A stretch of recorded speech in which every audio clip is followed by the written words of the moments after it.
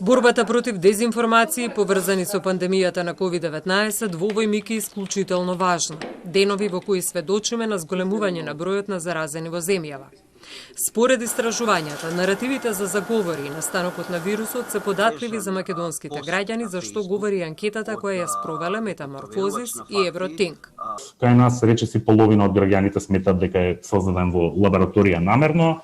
Следна најчеста категорија се агностиците, кои што не знаат, одбиваат да одговорат, иначе кај агностиците е видливо дека повеќе возрастните граѓани, односно граѓаните што се информираат од телевизија се тежнеа да бидат поголеми агностици од помладите и од оние што се информираат преку интернет.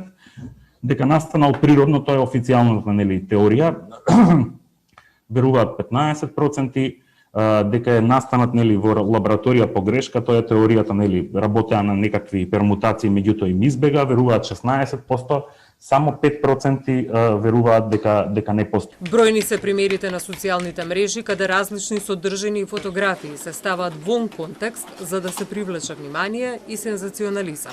Критичкото мислење е пресудно во вакви ситуации, смета Јашари. Ние како корисници на информациите кои ни доаѓаат од разновидни извори на интернет, треба да бидеме во состојба да ги анализираме, да ги ставиме во одреден контекст, да ги контекстуализираме, да ги поврзуваме со други информации, да размислуваме критички и да бидеме во состојба да го процениме нивниот квалитет и како резултат на тоа самостојно да донесуваме одлуки и судови базирани на факти.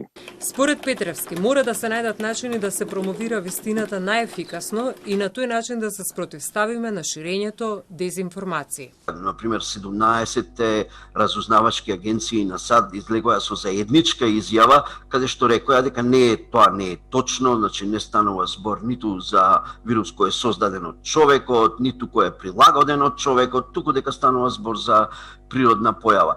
Критичкото мислење има пресудна улога за да се разграничат манипулациите во начинот на информирање, сметаат учесниците на панел дискусијата во рамките на денови на медиумска писменост.